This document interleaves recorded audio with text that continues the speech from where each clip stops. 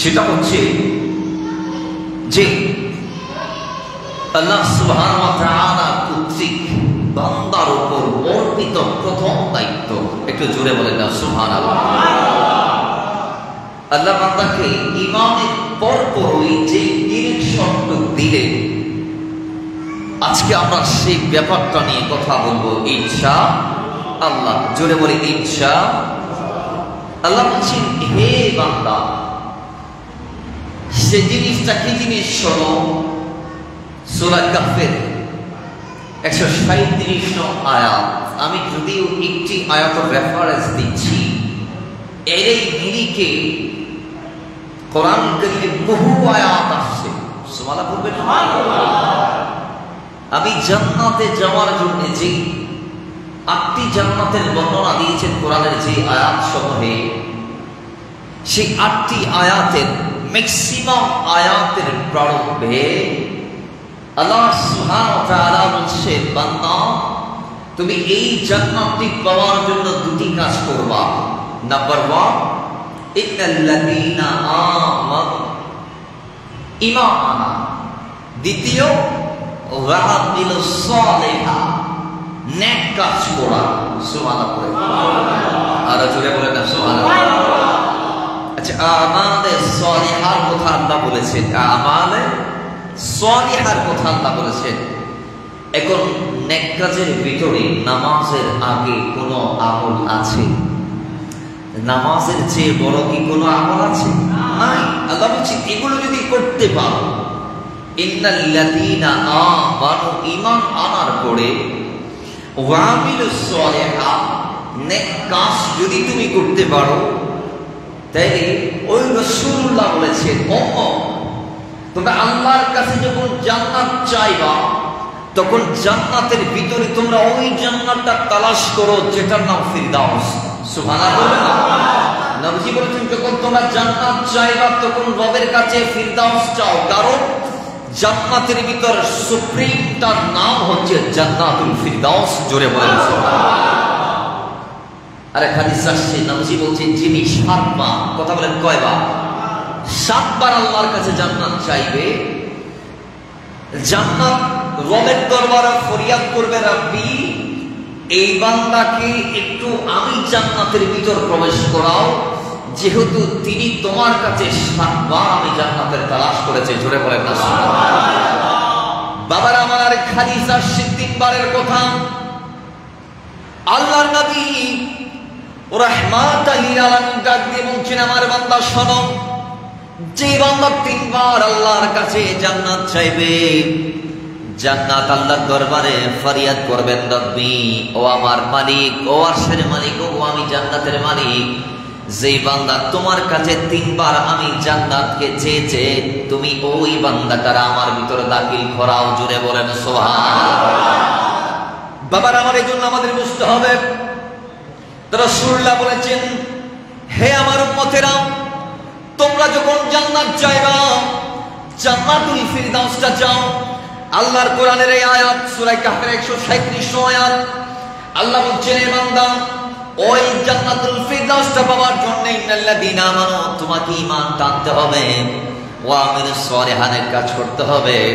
যদি ঈমান এনে আমলগুলো ভালো করে করতে পারো, কানাত লাহুম জান্নাতুল ফিরদাউসি নুজুলা। জোরে বলেন আল্লাহু আকবার। আল্লাহ বলছেন, তোমার জন্য আমি জান্নাতুল ফিরদাউস রেখেছি, কানাত লাহুম জান্নাতুল ফিরদাউসি নুজুলা। হে বান্দা, ও ঈমানদার, তুমি যদি ঈমান আনার পরে নেক কাজ যদি করতে পারো, আমি আল্লাহ তোমার জন্য এমন একটা জায়গায় মেহমানদারির ভোজের ব্যবস্থা করেছি, যেই জায়গার নাম হচ্ছে ফিরদাউস। যেই জায়গার চেয়ে জান্নাতের মধ্যে দামি আর কোনো জায়গা নাই। আল্লাহ নবী রাহমাতাল লিল আলামিন বলেন, আমি যখন জান্নাতে ভ্রমণে গেলাম, মেরাজের রাতে যখন আল্লাহ আমারে জান্নাতে নিয়ে গেলেন, আমি রাসূল দেখতে পাইলাম ফিরদাউসের যে গাছপালা রয়েছে, ওই গাছগাছালির মধ্যে যে ডালগুলো আছে, ওই ফিরদাউসের গাছের ডালে এমন ফল আল্লাহ দিয়েছেন, ফলের বারে গাছের ডাল ভেঙে যাওয়ার উপক্রম হয়ে যাচ্ছে, ফুলের বার সহ্য করতে না পেরে ডাল পড়ে যাচ্ছে। আমি রাসূলের জন্য তোমাদেরকে বলেছি, উম্মতরা তোমরা যখন আল্লাহর কাছে জান্নাত চাইবা, ওই জান্নাতের বড় সবচেয়ে বিশাল জান্নাত যেখানে নিয়ামতের সবচেয়ে বেশি প্রাচুর্যতা রয়েছে, ওই জান্নাতুল ফিরদাউসটা তোমরা রবের কাছে চাও। জুড়ে বলেন সুবহানাল্লাহ। এই ফিরদাউস আপনি পাবেন ঈমান এনে নেক কাজ করলে। এবার আসে না আমলের ভিতর সবচেয়ে যেটা দামি, আমলের ভিতর সবচেয়ে যেটা আলাতে পৌঁছেছে, এক কথায় ঈমান আনার পরে আল্লাহ যে বলছেন ইন্নাল্লাযীনা আমানু, ঈমান আনার পরে ওয়া আমিলুস সালিহাত, আমল করো, ভালো কাজ করো, নেক কাজ করো।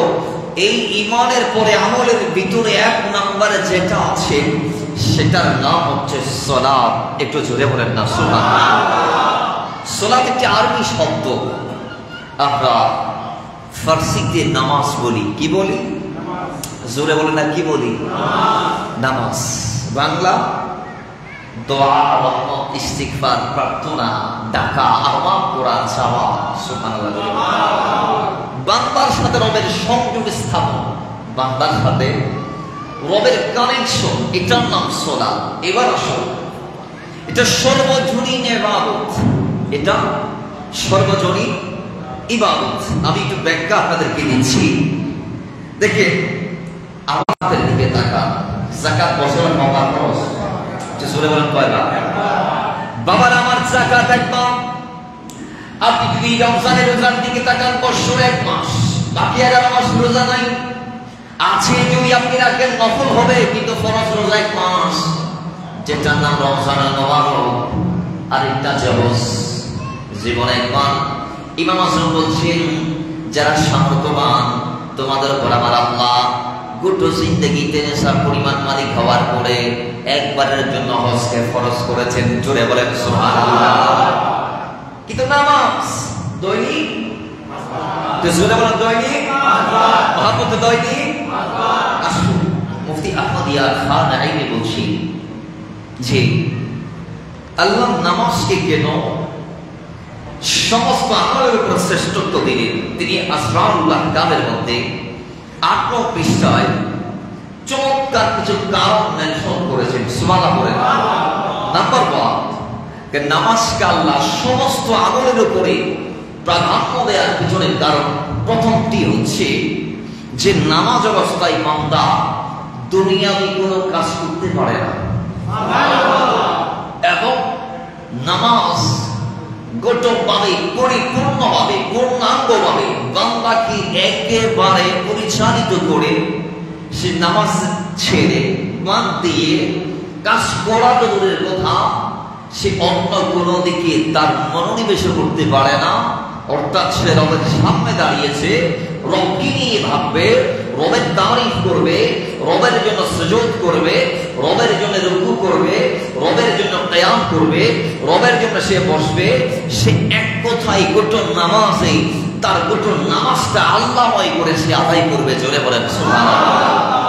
2 নাম্বার, অন্যান্য কিছু কিছু ইবাদতে দুনিয়াবি কিছু কিছু কাজ হয়, কিন্তু নামাজে দুনিয়াবি কোনো কাজ হয় না। যেমন হজ করতে যারা যায়, সেখানে আপনি দেখবেন অনেক হাজি মানুষের সুদ কামাই নিচ্ছে, টাকাও নিচ্ছে। তাহলে হজের মধ্যে দুনিয়াবি কাজ, রোজা রেখে দুনিয়াবি কাজ আমরা করি না, সারাদিন কি আমরা আল্লাহ করি না? আপনি দুনিয়াবি কাজ করতে পারবেন, আপনি আপনার পরিবারকে টাইম দিতে পারবেন।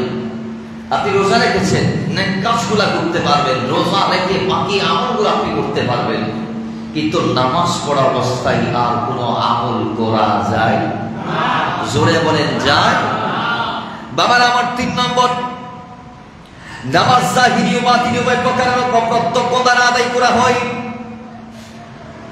বাকি যে আমলগুলো আছে ওই আমলগুলো মুখ এবং পেট দ্বারা, কিছু কিছু অঙ্গ প্রত্যঙ্গ পা দ্বারা আমরা কিছু কিছু আমল এইভাবে বিভিন্ন অঙ্গ প্রত্যঙ্গের মাধ্যমে আদায় করি। কিন্তু নামাজ এটা একটি ইবাদত, যে ইবাদতে বান্দার গোটা বডির যতটা পার্টস আছে, যত অর্গান আছে, সমস্ত অর্গানগুলো আল্লাহর জন্য হয়ে যায়। জোরে বলেন সুবহানাল্লাহ।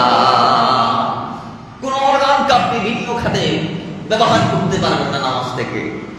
4 নম্বর, নামাজ হচ্ছে সমস্ত মাখলুকাতের ইবাদতের সমষ্টি। কিভাবে? কয় আল্লাহর জমিনে যে গাছ গাছালি গুলো আছেন, আমরা জানি গাছ আল্লাহর জিকির করে, গাছ আল্লাহরে রাখে দাঁড়িয়ে দাঁড়িয়ে। কথা ঠিক কিনা? গাছ কি বসতে দেখছেন? তাহলে গাছ দাঁড়ানো অবস্থায় থাকে। এবং চতুষ্পদ জন্তু যেগুলো চার পায়া জানোয়ার, এরা রুকু অবস্থায় থাকে। আর পোকামাকড়, ব্যাঙ ইত্যাদি, পোকামাকড় সিজদা অবস্থায় থাকে, আর ব্যাঙ থাকে বসা অবস্থায়। তো প্রত্যেকটা সৃষ্টি, সমুদ্রের মাছ মাঝারি থেকে শুরু করে ফেরেশতারা সবাই তো আল্লাহর রাখছেন। তো সমস্ত সৃষ্টির ইবাদতের সমষ্টি বানিয়ে আল্লাহ আমাদেরকে নামাজ দিয়েছে। আমরা যখন নামাজে দাঁড়াই তখন আমরা আল্লাহর সমগ্র সৃষ্টির যত গাছ গাছালি আছে তাদের মতো করে আল্লাহর ইবাদত করি, আল্লাহকে ডাকি। আমরা যখন রুকুর মধ্যে চলে যাই তখন চতুষ্পদ জন্তুরা যে অবস্থায় আল্লাহকে ডাকছে আমরা তাদের মতো করে আল্লাহকে ডাকছি। আমরা যখন সিজদার মধ্যে চলে যাই তো পোকা মাকড়রা যেইভাবে আল্লাহকে ডাকে আমরাও একইভাবে আল্লাহকে ডাকি। আমরা যখন বসা অবস্থায় ডাকি, ব্যাঙ থেকে শুরু করে আল্লাহর সৃষ্টি জগতের বাকিরা যেইভাবে আল্লাহকে ডাকছে আমরাও সেভাবে ডাকছি। তো কাউকে কাউকে আল্লাহ শুধু বসার ক্ষমতা দিয়েছেন, শোয়ার ক্ষমতা দেন নাই। কাউকে আল্লাহ দাঁড়ানোর ক্ষমতা দিয়েছেন, বসার ক্ষমতা দেই নাই। বিদায় সে চাইলে বসে আল্লাহকে ডাকতে পারে না, বিদায় আরেকজন চাইলে বসে রাখতে পারে, দাঁড়িয়ে রাখতে পারে না। আরেকজন চাইলে সেজদা দিতে পারে না, সে বসতে পারে। তাহলে আল্লাহ এক একজনকে এক একটা কাজের ভিতরে এক একভাবে ডাকার মধ্যে সীমাবদ্ধ করেছেন, কিন্তু আমাদেরকে আল্লাহ মুক্ত করে দিয়েছেন। আমরা যখন নামাজ আদায় করব তখন আমরা একই জায়গায় দাঁড়িয়ে সমস্ত মাখলুকাতের ডাকার মতো করে আল্লাহকে ডাকতে পারি। জোরে বলি। 5 নম্বর কই নামাজ আম খাস সবার উপর ফরজ, ধনী গরিব কিন্তু সমস্ত ইবাদত কি ধনী গরিব সবার উপর ফরজ? কেউ চাইলে কি যাকাত দিতে পারবে যদি তার নেশা পরিমাণ সম্পদ না থাকে? কেউ চাইলে কি হজ করতে পারবে যদি তার নির্দিষ্ট পাথেও না থাকে? তাইলে প্রত্যেকটা আমল আম খাস নির্বিশেষে না, শুধুমাত্র নামাজ আম খাস নির্বিশেষে সবার উপর ফরজ। একটু জোরে বলেন সুবহানাল্লাহ। 6 নম্বর কই নামাজ হচ্ছে প্রত্যহ, প্রত্যেক দিন, প্রত্যেক, কিন্তু বাকিগুলো হচ্ছে জীবন একবার, রোজার যাকাত বছর একবার। 7 কই নামাজে নামাজি ব্যক্তির জীবন দ্বারা পরিবর্তন হয়ে যায়। নামাজি ব্যক্তির জীবন দ্বারা পরিবর্তন হয়ে যায়। সে শুধু ওযুর মাধ্যমে তার দেহকে অথবা গোসলের মাধ্যমে তার দেহকে সে পাক করে না, বরং সে যদি ওযু করে নামাজ দাঁড়াইতে পারে তো দেহর সাথে সাথে তার মনটাও পাক হয়ে যায়। সুবহানাল্লাহ। আর একটু জোরে বলবেন না সুবহানাল্লাহ? একেবারে আল্লাহর কসম করে বলছি, আল্লাহর কসম, আল্লাহর কসম, আল্লাহর কসম। আমি তাযীব দিয়ে বললাম, আমি 3 বার কসম করে বলেছি। রাসূলের একটি হাদিস যে আল্লাহর নবী বলছেন যে আল্লাহর নবী সাল্লাল্লাহু আলাইহি ওয়াসাল্লামের রাবি, এটার রাবি হচ্ছে হযরত হুযায়ফা রাদিয়াল্লাহু তাআলা। হযরত হুযায়ফা ইবনুল ইয়ামান বলছেন আমি দেখেছি আল্লাহর নবী যখন টেনশনে পড়তেন, নবী যখন সাথে সাথে কারণ নবী সাল্লাল্লাহু আলাইহি ওয়াসাল্লাম ইযা হাযানাহু আমরুন ফারাজা ইলাস সালাহ, নবীজি টেনশনে পড়ার সঙ্গে সঙ্গে তিনি দেরি না করে নামাজে দাঁড়িয়ে যাইতেন।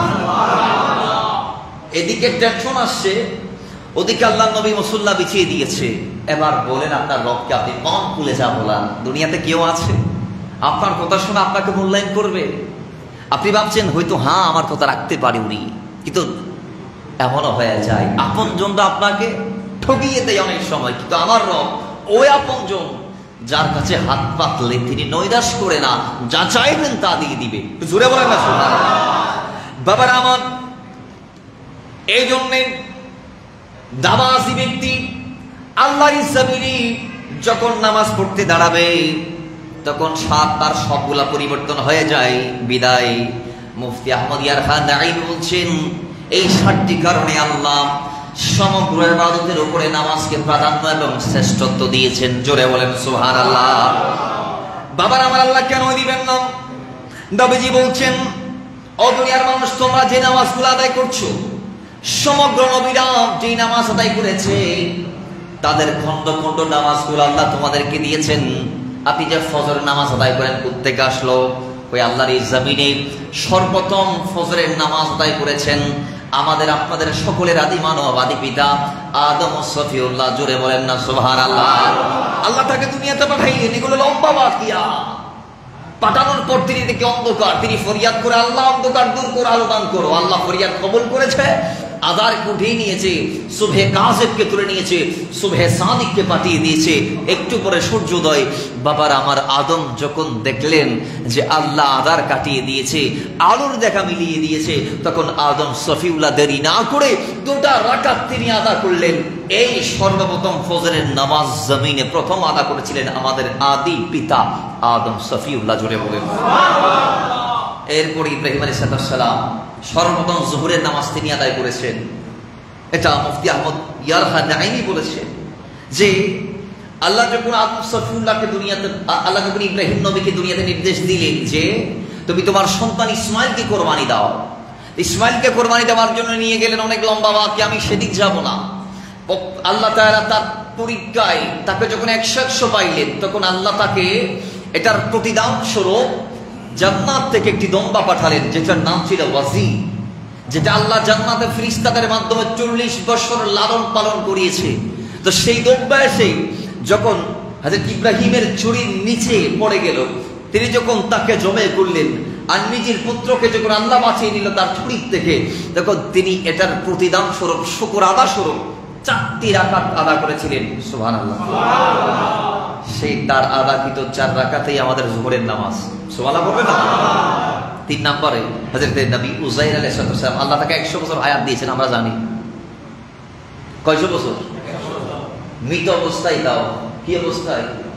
আল্লাহ তাকে সাময়িকভাবে ইন্তেকাল করালেন, মৃত অবস্থায় 100 বছর হায়াত অতিবাহিত করালেন। এরপর আল্লাহ তাকে জিন্দা করালেন। তা আল্লাহর নবী উযাইরকে আল্লাহ বলে, উযাইর কতক্ষণ ঘুমাইছিল একটু বলো তো, মৃত অবস্থায় কতক্ষণ ছিল একটু বলো। কয় আল্লাহ মনে হয় আমি আসরের পরে ঘুমাইছি আর মাগরিবের আগে আগে উঠে গেছি। আল্লাহ বলে না না না, 100 বছর হয়ে গেছে ঘুমে। জোরে বলেন না সুবহানাল্লাহ। তিনি শুকর আদায় করেছিলেন 4 রাকাত নামাজ আদায়ের মাধ্যমে। কয় রাকাত? এগুলো আমাদের আসরের নামাজ। এরপরে মাগরিবের নামাজ। নবী দাউদ আলাইহিস সালামকে যখন আল্লাহ মকবুল করলেন, দাউদ আলাইহিস সালামকে যখন আল্লাহ মকবুল করলেন, তিনি 4 রাকাতের জন্য প্রথমেই দাঁড়ালেন। তিনি বার্ধক্যের কারণে, বৃদ্ধাবস্থার কারণে 4টা রাকাত আদা করতে পারে নাই, 3 রাকাতে শেষ করেছে। এই 3 রাকাত আমাদের মাগরিবের নামাজ হয়েছে। এরপরে ইশারের নামাজ হচ্ছে আমার নবীর সুন্নাত। সর্বপ্রথম আমার নবী ইশারা আদায় করেছেন এবং সেই নবীর 4 রাকাত আদায়কৃত নামাজকে আল্লাহ আমাদের জন্য সালাতুল ইশা বানিয়ে দিয়েছে। তাহলে এই নামাজ আপনি যদি নিয়মিত আদায় করতে পারেন, তাহলে যুগে যুগে কালে কালে যত নবীরা এসে আল্লাহকে ডেকেছে, প্রত্যেকের মতো আপনি আল্লাহকে ডাকতে পারছেন। সুবহানাল্লাহ বলবেন না? বাবারা আমার, ইমাম বুখারী, ইমাম মুসলিম হাদিস কোট করেছেন। মিশকাতুল মাসাবির মধ্যে হাদিস কানা রয়েছে। আল্লাহ নবী বলেন, 5টি পিলারের উপর ইসলাম দাঁড়িয়ে আছে। বুনিয়াল ইসলাম ওয়ালা খামসিন, 5টি স্তম্ভের উপরে ইসলাম দাঁড়িয়ে আছে। তন্মধ্যে প্রথম শাহাদাতু আল্লা ইলাহা ইল্লাল্লাহ, 1 নম্বর হচ্ছে সেটা সাক্ষ্য দেয়া যে আল্লাহ ছাড়া কোনো আল্লাহ নাই। ওয়া আন্না মুহাম্মাদান আবদুহু ওয়া রাসূল, এরপরে সাক্ষ্য দেয়া আল্লাহ রাসূল ছাড়া দুনিয়াতে কোনো রাসূল আছে? আল্লাহকে মেনে নেয়া, রাসূলকে মেনে নেয়া। এরপরে নবীজি বলছেন ওয়া ইকামিস সালাহ, এরপরে আমল শুরু। প্রথমটা সালাত। একটু জোরে বলেন। সালাত পড়া না, কায়েম করা। আল্লাহ যদি নামাজ পড়তে বলতো তাহলে আযান দেওয়ার দরকার ছিল না, যার গুলাতে পড়ে নিলে আদায় হয়ে যাইতো। এখন আল্লাহ বলে দিয়েছি ওয়া ইকামিস সালাহ, তোমরা নামাজ কায়েম করে, জন্য আযান দেই। এজন্য আমরা কি দেই? আযান দেই, ডাকি। একটা সময় ছিল ভিন্ন ভিন্ন ভাবে ডাকতো, যখন আযানের বিধান আসে নাই। আযানের বিধান আসার আগে আগে ভিন্ন ভিন্ন ছিল, কিন্তু আযানের যখন প্রবর্তন হয়েছে, আল্লাহ যখন আল্লাহর হাবিবকে এবং কিছু সাহাবীকে আযানের বাক্যগুলো শিখিয়ে দিয়েছেন, স্বপ্নে জানিয়ে দিয়েছেন, এর পরের থেকে রাসূল আযানের প্রবর্তন করলেন, আযানের প্রচলন করলেন এবং এটার মাধ্যমে বান্দাদেরকে নামাজ কায়েম করার নির্দেশ দিলেন। জোরে বলেন। তাইলে আপনারা নামাজে আসবেন কি আসবেন না? জোরে বলুন, আসবেন কি আসবেন না? আল্লাহ আসার তৌফিক দান করুন। আর একটু জোরে বলেন। এবং নামাজ ফরজ হওয়ার যে দলিল কোরআন কর্তৃক, আল্লাহ বলছে ওয়া আকিমুস সালাহ, তোমরা নামাজ কায়েম করো, ওয়া আতুজ যাকাত, যাকাত প্রদান করো। আবার বাবারা, এখানে আল্লাহ নামাজের সাথে যাকাতকে জড়িয়ে দিয়েছেন। আল্লাহ কোরআন কারীমের 82 জায়গায়, কথা বলেন কয় জায়গায়? 82 জায়গায় এই সালাতের কথা বলেছেন। আল্লাহ নামাজের কথা কয়বার বলেছেন? 82 বার। এটা বোঝা গিয়েছে একজন ঈমানদারের জন্য ঈমান আনার পরে নামাজের চেয়ে দামি কোনো ইবাদত হতে পারে না। জোরে বলেন, হতে পারে না। কিন্তু নামাজের সময় আমরা যে নামাজ পড়বো নির্ধারিত নাকি নির্ধারিত? নির্ধারিত। কিভাবে? আল্লাহ বলছেন ইন্নাস সালাতা কানাত আলাল মুমিনিনা কিতাবাম মাওকুতা, তোমরা নির্দিষ্ট সময় নামাজ আদায় করবা। তা আমাদেরকে ইমামরা শিখিয়েছেন নামাজ কখন, কোন টাইমে, গ্রীষ্মকালে কিভাবে পড়তে হয়, শীতকালে কিভাবে পড়তে হয়, বৃষ্টির সময় কোন টাইমে পড়বো। এজন্য আমরা দেখি এক সময় আমরা আসর পড়ি 5টায়, অন্য সময় আসর পড়ি 4:15-তে। কথা বলেন ঠিক না ঠিক? একটু জোরে বলেন না ঠিক না?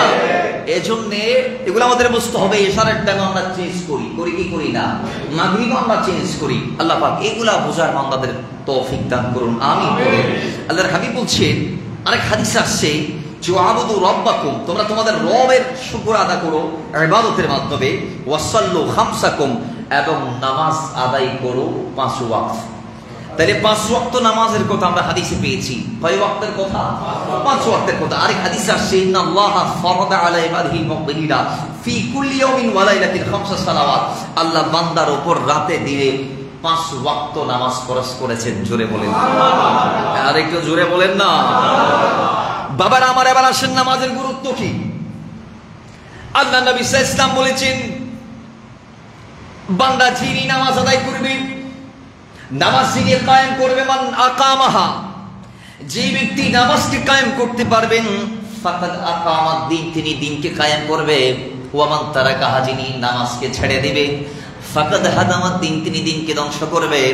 রাসূল এই হাদিসের আগের অংশে বলেছেন, আস-সালাতু ইমাদুদ্দিন, নামাজ দ্বীনের খুঁটি। ফামান আকামাহা, যিনি নামাজকে কায়েম করবে, ফাকাদ আকামাদ দ্বীন, তিনি দ্বীনকে কায়েম করবে।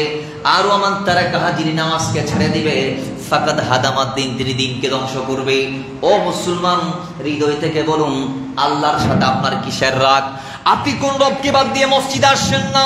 যে রব আপনাকে সকালবেলা একটা সুন্দর সূর্য দেখার সুযোগ করে দিয়েছে, আর আপনার মতো গত কালকের রাতে লক্ষ মানুষ ঘুমিয়েছে। কয়জন ঘুম থেকে চোখ খুলতে পেরেছে? অনেকের তো মৃত্যু ডাক চলে আসছে। হাজারটা ভুল করার পরে, হাজারটা অপরাধ করার পরে আপনার রব বিনা বাধ্যবাধকতায় কোনো কিস্য ছাড়া আপনার দোয়ারে ঠিক আগের মতো, আগের চেয়ে বেশি বেশি রিজিক পাঠাই দিচ্ছে। যে রব আমাদের এত বেশি আপনজন, ওই রবের গোলামি করতে আমরা নামাজে দাঁড়াইতে চাই কি চাই না? আর একটু জুড়ে চাই কি চাই না? আপনি কোন রবের সাথে রাগ করে মসজিদে আসছেন না? আপনি কোন রবের সাথে আপনি রাগ করেছেন? যিনি আপনাকে সব দিচ্ছেন। এখন এমন আপনজন থেকে মানুষ দূরে থাকতে পারে? ভাই বলেন না ভাই, পারেন? আমরা তো সামান্য ভালোবাসা পেলে তার জন্য পাগল হয়ে যায়। আপনার রব আপনাকে কত ভালোবাসে জানেন? আরো কত ভালোবাসা আপনার জন্য রেখে দিয়েছে জানেন? দুনিয়াতে তো 1 ভাগ দিয়েছে, 1 ভাগ 99 ভাগ রব রেখে দিয়েছেন আপনার প্রতি দেখানোর জন্য কিয়ামতের ময়দানে। আল্লাহ আমাদেরকে রবময় হওয়ার তৌফিক দান করুন, আরো জোরে বলেন। দ্বিতীয় নং, নামাজের চেয়ে উত্তম কোন আমল দুনিয়াতে নাই। নামাজ হচ্ছে ইমানের নিদর্শন। আল্লাহ নবী বলছেন, ও আমার উম্মতরা শোনো শোনো, প্রত্যেকটা একটা জিনিসের আলামত আছে, প্রত্যেক কিছুর একটা নিদর্শন আছে। লিকুল্লি শাইইন আলামুন ওয়া আলামুল ঈমানি সলাত। রাসূল বলেছেন প্রত্যেকটা জিনিসের একটা আলামত আছে, আর ঈমানেরও একটি আলামত আছে। তো ঈমানের আলামত কি? ঈমানের আলামত হচ্ছে ওয়া আলামুল ঈমানি সলাত। কয় ঈমানের আলামত হচ্ছে নামাজ। একটু জোরে বলেন, আর একটু জোরে বলবেন না?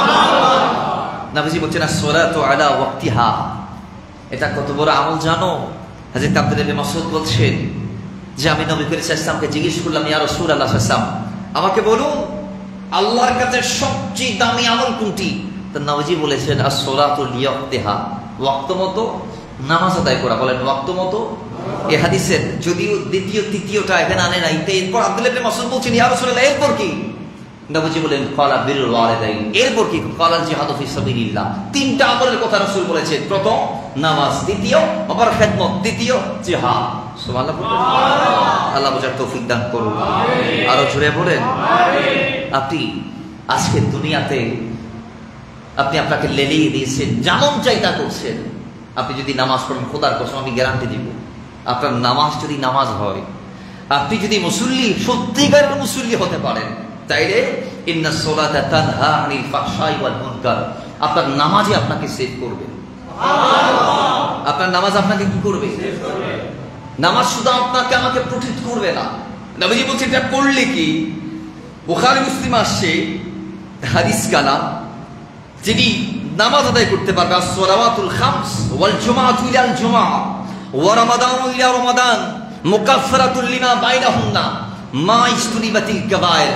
নবীজি বলেছেন, যখন আল্লাহর এই জমিনে বান্দা, আল্লাহর এই জমিনে যখন বান্দা পান যেখানে নামাজ আদায় করে, এবং এক জুমা থেকে আরেক জুমা, এই দুই জুমা যদি বান্দা আদায় করে, এবং এক রমজানের রোজা রেখে আরেক রমজানে যখন বান্দা রোজা রাখে, এর মাঝখানের যে একটা বছর বা একটা সপ্তাহ বা কিছুক্ষণ বান্দা যে সময় গুজার করেছে দুনিয়াতে, ওই সময়ে বান্দার যে গুনাহগুলা হয়েছে, আল্লাহ নামাজ পড়লে, রোজা রাখলে, জুমা আদায় করলে বান্দাকে তার মধ্যবর্তী সময়ের গুনাহগুলা ক্ষমা করে দিবেন। একটু জোরে বলেন না সুবহানাল্লাহ। আরেক হাদিস আসছে, এটাও বুখারী মুসলিম আসছে হাদিস কানা, যে হযরতে আবু হুরায়রা রাদিয়াল্লাহু তাআলা তিনি বলছেন, আল্লাহ নবীজি ইরশাদ করেছেন, আরাইতুম লাউ আন্নানা হারান বিবাদি আহাদিকুম। নবীজি বলছে, তোমাদের কারো গোড়ের সামনে যদি নহর থাকে, নদী, আচ্ছা আমাদের সামনে নদী আছে না নাই? একটু জোরে আছে না নাই? রাসূলুল্লাহ বলছেন, বাবারা আমার, আল্লাহ নবী সাল্লাল্লাহু আলাইহি ওয়াসাল্লাম বলছেন, ঘরের সামনে যদি একটি নহর থাকে, ওই নহরের মধ্যে যদি আমার কোন বান্দা মিনহু কুল্লু ইয়াউমিন খামসা মাররাতিন, সে যদি ওই নদীর মধ্যে গিয়ে পাঁচবার যদি সে গোসল করে, তাহলে তোমরা আমাকে বলো হাল ইয়াবাকা মিন দারানিহি শাই, তার গায়ে কি কোনো ময়লা থাকবে নি? সাহাবায়ে কেরাম ডাক দিয়ে বলে, ইয়া রাসূলুল্লাহ, ও মদিনাওয়ালা, ও নবী, আমরা একবার গোসল করি। কয়বার? একবার। দৈনিক একবার গোসল করলে আমাদের শরীরে ময়লা থাকে না, আর কেউ যদি 5 বার গোসল করে, তার গায়ে কেমনে ময়লা থাকবে? তারা ডাক দিয়ে বলে, ইয়া রাসূলুল্লাহ, ক্বালু লা ইয়াবকা মিন দারানিহি শাইউন, ইয়া রাসূলুল্লাহ, তার গায়ের মধ্যে কোনো ময়লা থাকার কথা না, থাকবে না। রাসূল বলছেন, কাল, আল্লাহ বলছেন, ফাযালিকা মাসালু সাওয়াতিল খামস ইয়াহুল্লাহু বিহিনাল খাতায়া। নবীজি বলছেন, এটাই হচ্ছে পাঁচে গানা নামাজের উদাহরণ। কোন বান্দা যদি 5 ওয়াক্ত নামাজ আদায় করতে পারে, তাহলে তার জীবনেও কোনো গুনাহ থাকবে না। জোরে বলেন সুবহানাল্লাহ। নবীজি বলছেন যে ওয়াকিমিস সালাতা তারফা ইন্নাহা ওয়া যুলাফা মিনাল লাইল, তোমরা রাতে দিনে নামাজ আদায় করো। কেন? ইন্নাল হাসানাতি ইউযহিবিনাস সাইয়্যাত, কয় নেক কাজ বদ কাজকে দূর করে দেয়। তার মানে তোমরা নামাজ আদায় করলে তোমাদের গুনাহ থাকবে না। সুবহানাল্লাহ, জোরে বলেন। আবু যর গিফারির আরেকটি হাদিস, নবীজি বলছেন, এটা মুসনাদ আহমদের মধ্যে আসে হাদিস কানা। নবীজি বলছেন, আবু যর গিফারি বলছেন, একদিন নবীজি সাল্লাল্লাহু আলাইহি ওয়াসাল্লাম আমাকে নিয়ে শীতের মৌসুমে বের হলেন। নবীজি গিয়ে একটা গাছের ডালে হাত দিলেন, এরপরে ঝাঁকনি দিলেন, গাছের পাতাগুলা ঝরে গেল। আল্লাহ নবী বলছেন, ফাকালা ইয়া আবা দাররিন কুলতু লাব্বাইক ইয়া রাসূলুল্লাহ। নবীজি বলছেন, হে আবু যর গিফারি বলছেন, লাব্বাইক ইয়া রাসূলুল্লাহ। কাল ইন্নাল আবদাল মুসলিমা লা ইউসাল্লা, যে আমার নবী বলছেন, লা ইউসাল্লা সালাতা বিহা ওয়াজহুল্লাহি। আল্লাহ নবী বলছেন, কোন বান্দা যদি আমার আল্লাহর সন্তুষ্টির জন্য যদি নামাজ আদায় করতে পারে, তাহলে আমি নবী বলছি, ফাতাহাফাতু আনহু যুনুবুহু। সুবহানাল্লাহ, জোরে বলেন সুবহানাল্লাহ। কই আমি নবী গাছের ডালে যে ঝাঁকনি দিয়েছি, ফাদাগুলো যখন ঝরে গেছে, বান্দা যদি নামাজ আদায় করতে পারে, এরকম ফাদা ঝরার মতো তার জীবন থেকে গুনাহগুলো ঝরে যাবে। সুবহানাল্লাহ। তাহলে এই নামাজ আমরা আদায় করতে চাই কি চাই না? আওয়াজ জুড়ে চাই কি চাই না? এইভাবে আমি যদি বলি, হযরত আনাসের হাদিস, এক সাহাবী এসে বলে, ইয়া রাসূলুল্লাহ, আমি গুনাহ করছি, আমারে শাস্তি দেন। নবী চুপ, কোনো কথা বলে নাই। বাবারা আমার সাহাবী, এরপরে নামাজের ওয়াক্ত হলো, আল্লাহর নবীর গোলাম বেলাল আযান দিল, ইকামত দিল, নবী নামাজ পড়াইলো। নামাজ শেষ করে ওই সাহাবী আবার গিয়ে বলে, ইয়া রাসূলুল্লাহ, আমি গুনাহ করেছি, আমারে মারেন, আমারে শাস্তি দেন, কোরআন দিয়ে আমার ফয়সালা করুন। নবীজি বলছেন, সাহাবী, তোমার কোনা শোনার দরকার নাই, তুমি বলো আমার পিছনে নামাজ পড়ছো নাকি পড়ো নাই। সাহাবী বলে, ইয়া রাসূলুল্লাহ, আমি নামাজ আদায় করেছি। আল্লাহর নবী বলছেন, এ আমার সাহাবী শোনো শোনো, কয় যিনি নামাজ আদায় করে গফরা লাকা যামবাকা আও ক্বালা হাদ্দাকা, কয় যিনি আল্লাহর নবীর পিছনে নামাজ আদায় করে তবে একাকী নামাজ আদায় করে আল্লাহ তার গুনাহগুলো মাফ করে দেয়। জোরে বলেন সুবহানাল্লাহ। আল্লাহ তার শাস্তি কি করে দেয়? তাহলে ওই নামাজ আমরা পড়তে চাই কি চাই না? বিশেষ করে একটি হাদিস আল্লামা নিজের গা কাদা ছোট্ট করলো, আবার গেল নদীর মাঝে, ডুব দিল, আবার গোসল করলো ফ্রেশ। এইভাবে 5 বার তিনি যখন দেখলেন, তিনি বুঝতে পারে নাই, রবের কাছে ফরিয়াদ করে, রব্বি একটু বুঝিয়ে দাও না। আল্লাহ বলে, জিবরাইল যাও, ধাক্কা দিয়ে দাও। জিবরাইল গেল, ইসরাফুল্লাহ। জোরে বলুন, চাই কি চাই না? হাদিস, আরেকটা হাদিস আল্লাহ নবী বলছেন, ইন্নাল আবদা ইযা কামা ইলা সলাত ওয়া ক্বালা আল্লাহু আকবার খারাজা মিন দুনুবিহি কায়াউমি ওয়ালাদাতহু উম্মুহু। আল্লাহ নবী সাল্লাল্লাহু আলাইহি ওয়াসাল্লাম বলছেন, এই হাদিস কালাম আল্লামা সুলাইমান আল হাসানী নামাজের হাফেজের কিতাবের মধ্যে নোট করেছেন, যেই বান্দা দুনিয়াতে আল্লাহর জন্য নামাজে দাঁড়িয়ে, ইন্নাল আবদা ইযা কামা ইলা সলাত, নামাজ নাই, নামাজ আগে আগে, নামাজ আল্লাহ তাআলা মাফ করে দিয়েছে। এমন ইবাদত আমরা করতে চাই কি চাই না? জোরে বলুন, চাই কি চাই না? আরেক হাদিস আছে, মান সাল্লা রাকাতাইনি মুকবিলান আলাল্লাহ, যেই বান্দা দুনিয়াতে আল্লাহর জন্য 2 রাকাত আদায় করবে, যে কলবিহি, কলব থেকে, অন্তর থেকে আল্লাহ যদি তার আমলকে কবুল করে থাকে, তাহলে খারাজা মিন দুনুবিহি, আল্লাহ তাকে মাফ করবে। এটা তানবীহুল গাফিলিনের মধ্যে আসে। কিভাবে? কয় মিন দুনুবিহি, গুনাহ থেকে এমন ভাবে, কায়াউমি ওয়ালাদাতহু উম্মুহু, ওই মায়ের পেট থেকে যেভাবে মাসুম হয়ে বান্দা দুনিয়াতে এসেছে, সেইভাবে আল্লাহ বান্দাকে মাফ করে দিবে। সুবহানাল্লাহ। আর একটু জোরে সুবহানাল্লাহ। হাদিসে আসছে, আল্লামা শারানি আলাইহি রাহমাহ কাশফুল গম্মার মধ্যে হাদিসটা কোট করেছেন, কয় বান্দা, তখন হাদিসের রাবি হচ্ছে হযরত আব্দুল্লাহ ইবনে ওমর, তিনি বলছেন যে ওই বান্দা আবার যখন রুকুর মধ্যে যাবে, আল্লাহর কসম, কাঁধ থেকে বান্দার গুনাহগুলো, মাথার থেকে বান্দার গুনাহগুলো পড়ে যাবে। সুবহানাল্লাহ। সিজদা এবং রুকুর মধ্যে যাওয়ার সঙ্গে সঙ্গে বান্দার মাথার কাঁধ থেকে গুনাহগুলো পড়ে যাবে। তাহলে আমরা সেই নামাজ পড়তে চাই কি চাই না? জোরে জোরে চাই কি চাই না? হাদিসে পাক আসছে, নামাজ যদি আপনি পাঠ করতে পারেন, দুনিয়াতে আপনার কোনো টেনশন, ভয় ইত্যাদি ইত্যাদি থাকবে। আমি যদি একটা হাদিস বলি, হাদিসের রাবি হচ্ছে হযরত ইমাম হুসাইন। হাদিসের আপনাকে যদি সনদটা বলি, আপনি অবাক হবেন। আহলে বাইত থেকে বর্ণিত একটি হাদিস মাত্র। সেটা কি?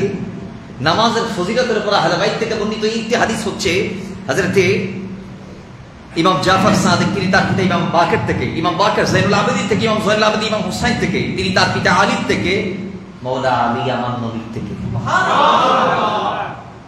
হাদিসটা তানবীহুল গাফিলিনের মধ্যে আসে এবং আল্লামা সুলাইমান আল হাসানের কিতাবও আসে, যে তারা বলছেন, আল্লাহ নবী সাল্লাল্লাহু আলাইহি ওয়াসাল্লাম বর্ণনা করেছেন, as-salatu mardaহুম, as-salatu mardatun লির-রাব্বি তাবারাকা ওয়া তাআলা।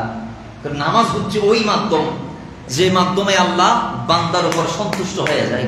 সুবহানাল্লাহ। তার মানে বান্দা নামাজের মাধ্যমে রবের সন্তুষ্টি পাবে। সুবহানাল্লাহ বলেন। এরপরে নামাজের মাধ্যমে ফেরেশতাদের প্রিয় ভাজন হওয়া যায়, নবীগণের সুন্নাত আদায় হয়, আল্লাহর পরিচয় লাভ করা যায়। ঈমানের মূল নামাজ দোয়া কবুলের মাধ্যম, নামাজ দোয়া কবুলের উত্তম ওসিলা, আমল কবুল হওয়ার ওসিলা, রিজিকে বরকত হয়, শত্রু ও শয়তানের বিরুদ্ধে বড় হাতিয়ার, মৃত্যু সহজ হওয়ার জন্য আজরাইল কি সুপারিশকারী হবে, অন্তরে নূর হবে, জান্নাতে বিছানা হবে, কবরে মুনকার ও নাকিরের প্রশ্নের উত্তর হবে, কিয়ামত পর্যন্ত কবরে মন্দ হয়ে থাকবে, কিয়ামত দিবসে মুসল্লির মাথার উপর ছায়া হবে, মুসল্লির মাথায় তাজ হবে। নামাজ ইমানদার, নামাজ শরীরের পোশাক হবে, নামাজ আলোর মশাল স্বরূপ, নামাজের আগে আগে পথ পাড়ি দিবে এবং জাহান্নাম এবং জান্নাতের মাঝখানে আড়াল হবে। আল্লাহর সামনে নামাজ দলিল স্বরূপ উপস্থিত হবে, মিজানের পাল্লা বাড়ি হবে, সিরাত পার হওয়ার ছাড়পত্র হবে, জান্নাতের চাবি হবে। কেন? কারণ নামাজি বান্দা নামাজ আল্লাহর প্রশংসা করেছে, তাসবিহ পড়েছে, পবিত্রতা বর্ণনা করেছে, সম্মান প্রদর্শন করেছে, কিরাত পড়েছে, দোয়া করেছে, রবের মাহাত্ম্য প্রকাশ করেছে। এসব কিছু যে করতে পারে, যে বান্দা দুনিয়াতে 300 বারের উপরে 5 ওয়াক্তে নামাজ আল্লাহু আকবার, আল্লাহু আকবার, রুকুতে আল্লাহু আকবার, তাকবীরুল আল্লাহু আকবার, রুকুতে করে সামি আল্লাহু লিমান হামিদা, রাব্বানা লাকাল হামদ, আল্লাহু আকবার, আবার উঠলেন আল্লাহু আকবার, আবার সাথে আল্লাহু আকবার, যে সব সময় বলতে পারে যে আমার রব সবচেয়ে বড়, আমার রব সবচেয়ে বড়, ওই রব কেমনে বান্দারে মাফ করবে না? যে রবের এত তারিফ বান্দা দাঁড়িয়ে বসে ওঠে করছেন, সেই রবের উপর আবশ্যক হয়ে যায় বান্দারে মাফ করে দেয়াটা। সর্বশেষ আমি মনে করি আরো 150 মতো হাদিস আর 150 মতো আরো হাদিস আর কোরআনের আয়াত আমি বলতে পারি এই নামাজের উপরে, সময় নাই। আমি একটা মেসেজ দিব। ইমাম গাজালি যে মেসেজ দিয়েছেন, টাইম তো শেষ, আপনারা জানেন না, শুরু করছি শেষ হয়ে গেছে। ইমাম গাজালি বলেছেন যে আপনি যখন নামাজে দাঁড়াবেন তখন মাথায় রাখবেন আপনি ফুলসিরাতের উপরে দাঁড়িয়েছেন। ফুলসিরাত কি আমার বলা লাগবে না, কারণ আমরা সবাই ইমানদার, জানি আমরা কুরের চেয়ে দাম, আমরা কুরকে দাঁড় বলছি আর কি, কুরের চেয়ে হীরা তার কোটি গুণ দাঁড়, ওটা ঠিক নেই বেটি। আমি বলবো দাঁড়ের চেয়ে দাঁড়ের নাম হচ্ছে ফুলসিরাত। সরু আমরা চিনি, চুল একদম চিকন, সরুর চেয়ে সরু মানে ছোটর চেয়ে ছোট হচ্ছে ফুলসিরাত, ধারালোর চেয়ে ধারালো হচ্ছে ফুলসিরাত, যেটা একটা সেতু বা সাঁকো, সেটার নিচে জাহান্নাম। কোন বান্দা যদি জান্নাতে যাইতে চায় তাহলে ফুলসিরাত পার হয়ে জাহান্নামের ওপর দিয়ে বান্দাকে জান্নাতে যাইতে হবে।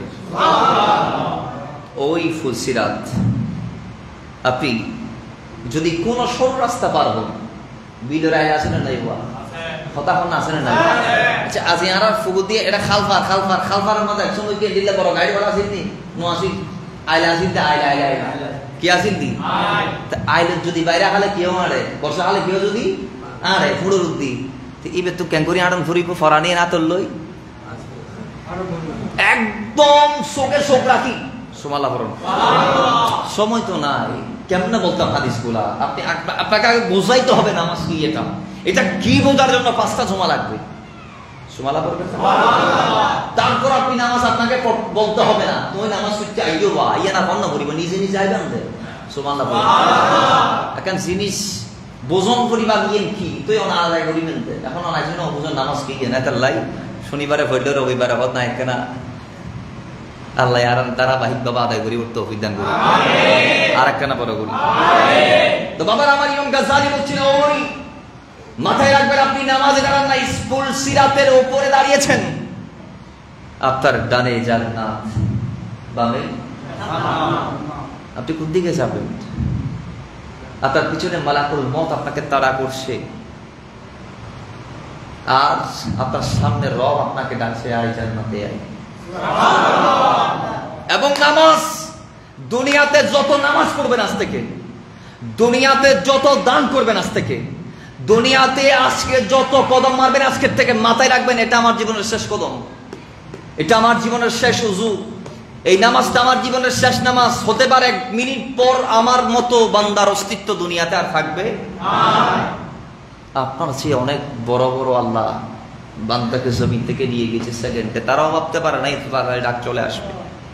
তো মাথায় রাখবেন এটা জীবনের শেষ নামাজ, খোদার কসম জীবনের শেষ উজু বলে যদি আপনি উজু করতে পারেন, এখন তো উজু করতে বসি টাঁস টুস মারি দিই, হয়েছে কি হয় নাই, কোনো বিষছে কি বিষে নাই, ওড়ালের পিছনে পানি পৌঁছাইছে কি পৌঁছায় নাই, ট্যাবের মধ্যে পা লাগাই দিলেন, উপর দিয়ে পানি পড়ছে, নিচ দিয়ে গড়িয়ে পড়ছে, কিন্তু পিছনে খালি আসে কি নাই একটু তদারকি করে একবার নজরটা পিছনে গিরাইলে হয়ে যায়, তো আপনি দেখেন নাই উজু কি হয়েছে?